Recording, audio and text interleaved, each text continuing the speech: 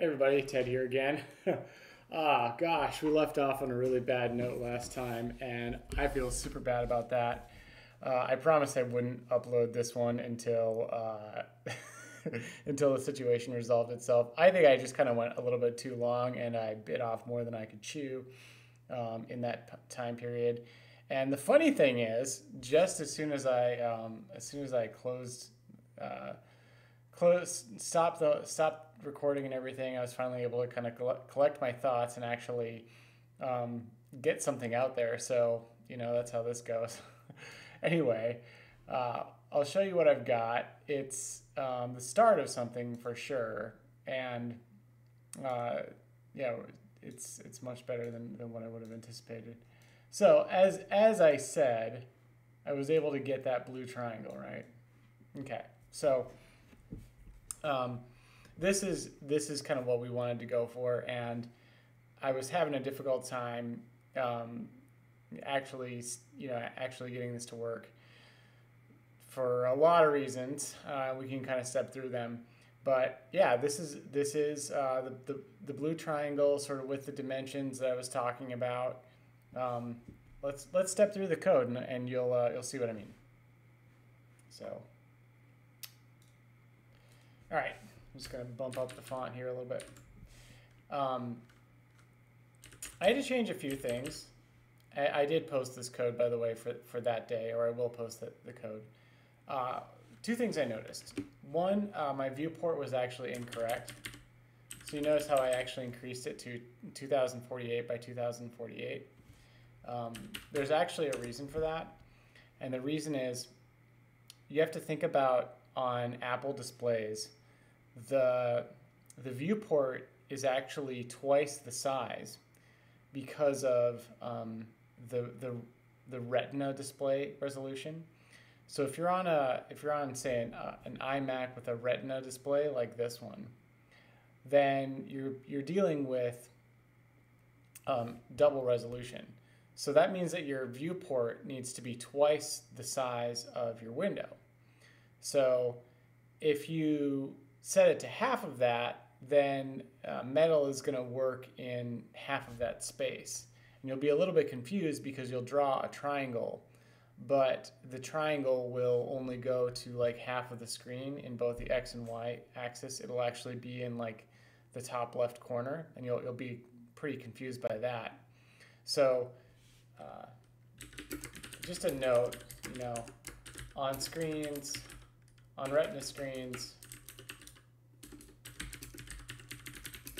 the MTL viewport is twice the size of the window.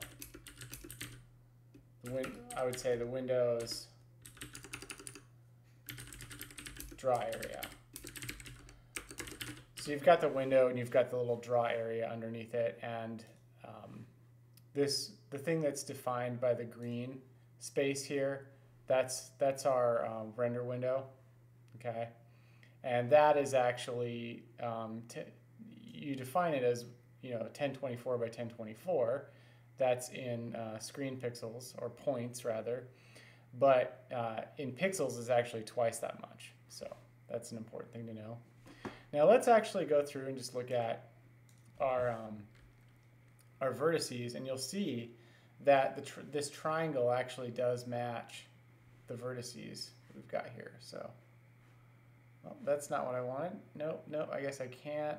I just wanted to have my terminal window be on the same one.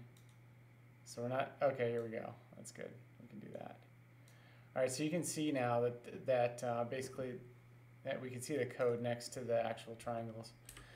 So this first vertex, right, -1x, which is going to be here, and then 0y, which is the middle, right? Because remember, x and y go from -1 to 1 to +1, and 0 is the middle. So, and then 0 on the y, or no, 0 on the z-axis, and then there's other axes.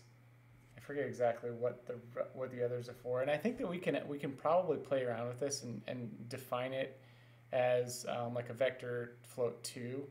So maybe that's something, I think that's something we'll want to do, just kind of clean it up.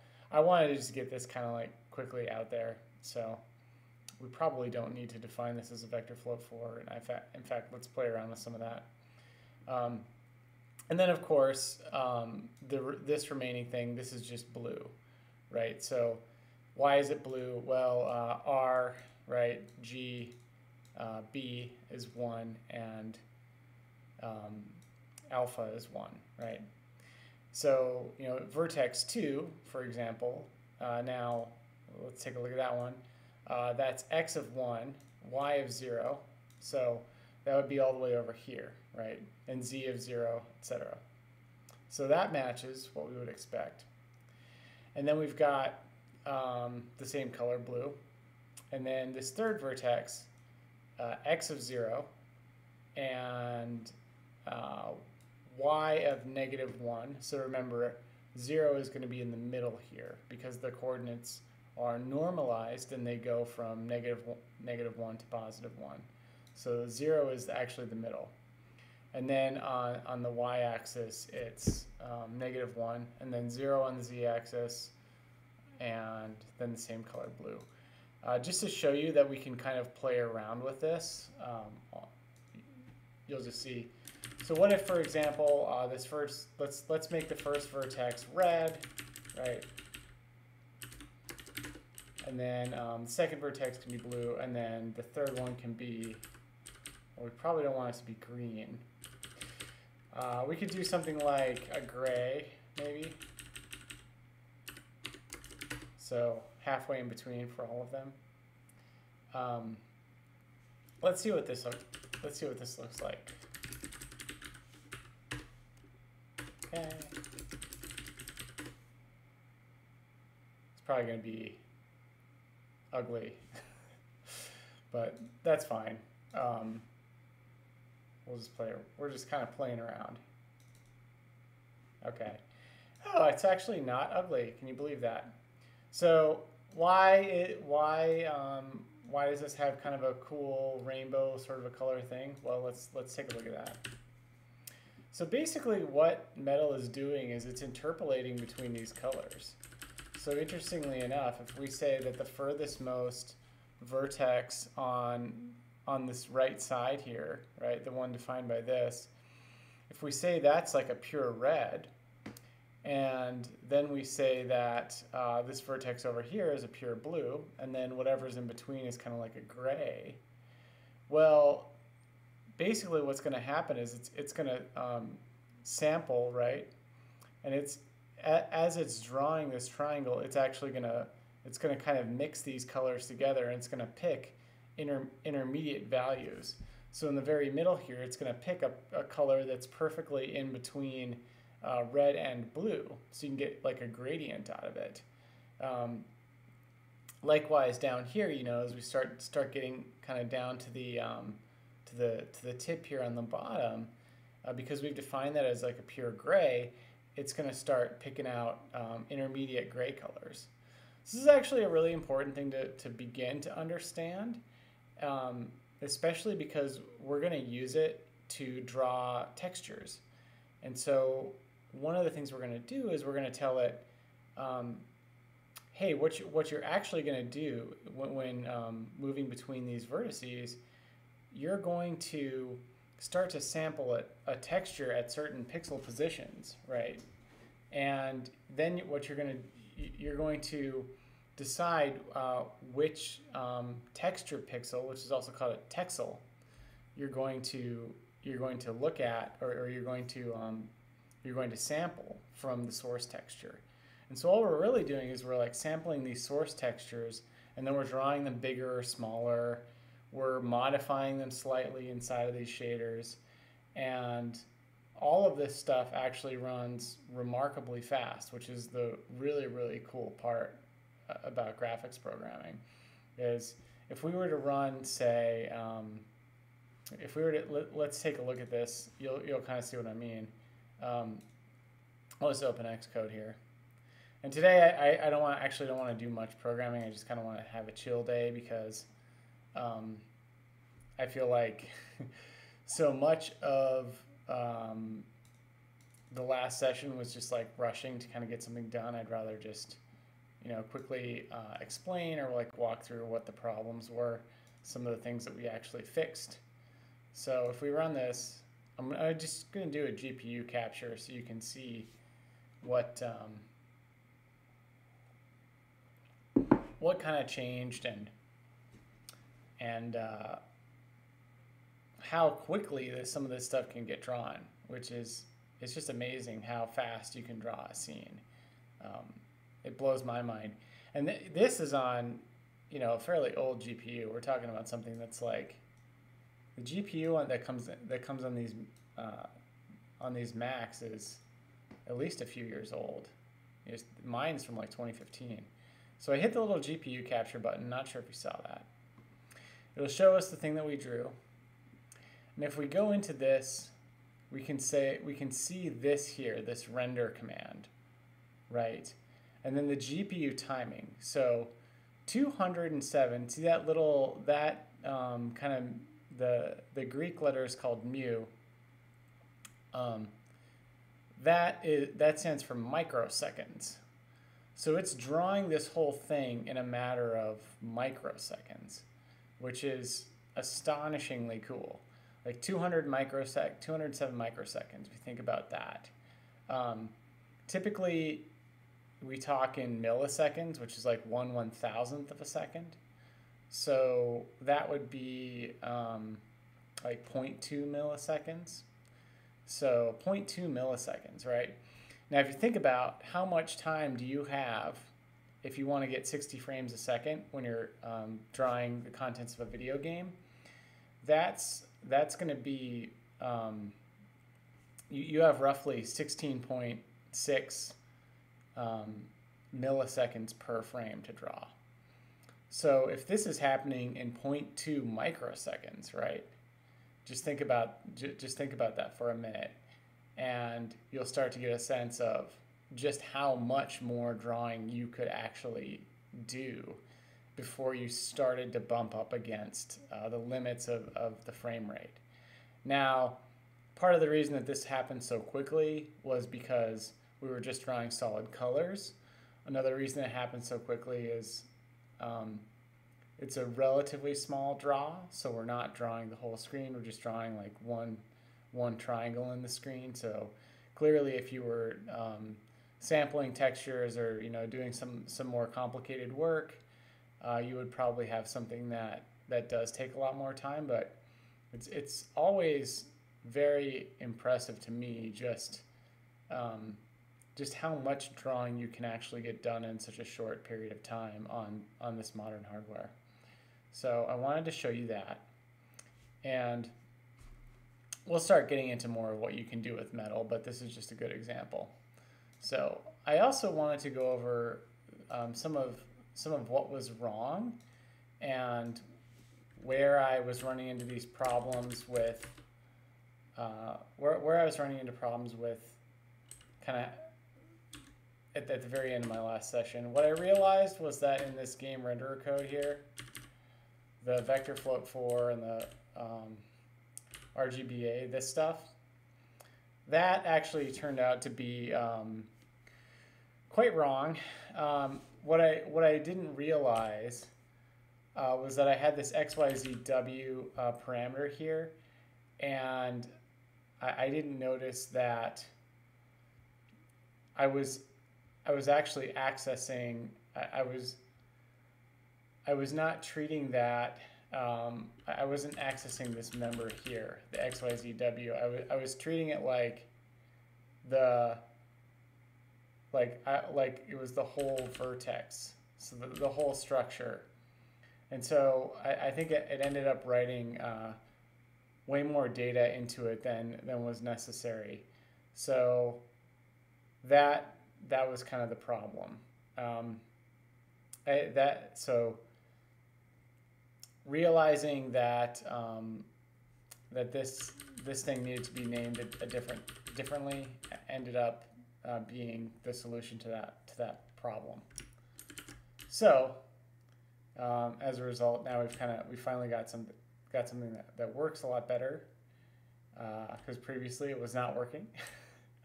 So that's awesome. And I think there's a few things that I want to try just before moving on to some of the next stuff. I really want to make this one short because the last one was so exhausting and just kind of long. So first thing I want to do is I want to try doing like a vector 2 here and just see what if we do just xy, right? And then we can get rid of these extra kind of not so necessary parameters, right? Because then that just simplifies this, and because it's a 2D game, we're not really going to be dealing with Z at all. In fact, our shader is written so that it's not dealing with Z.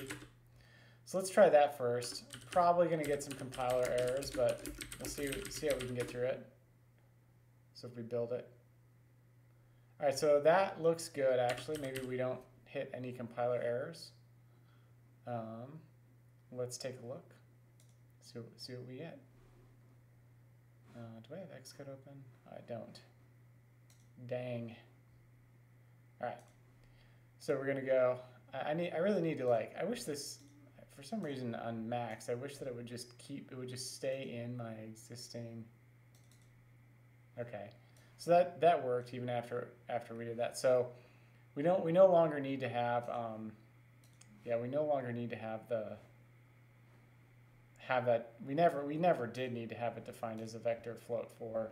So we could have that defined as a vector float 2, which is actually a lot nicer. And then we'll do a similar thing for UV coordinates when we start getting into texturing.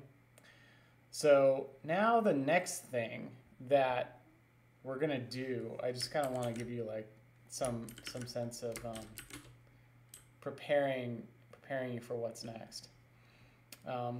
We want to make it so that, you see how we've defined these vertices as xy going from -1 to +1.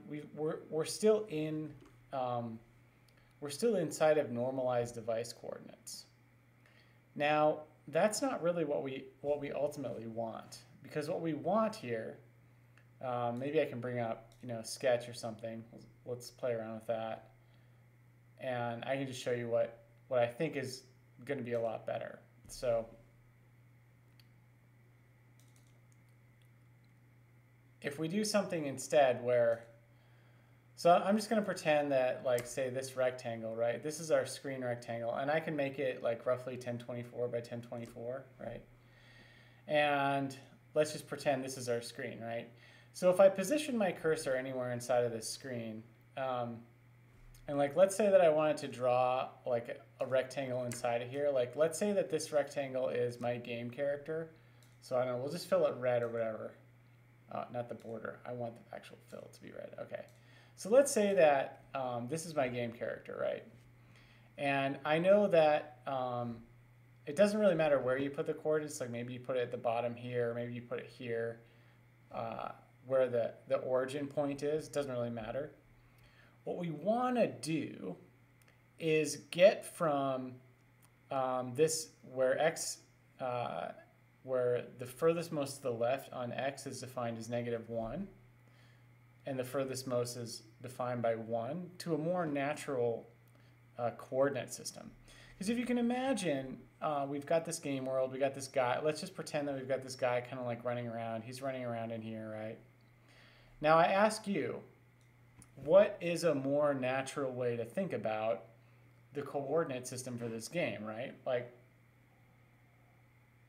is it more, if you know that the window is 1024 by 1024 points, right? Not necessarily pixels, but points.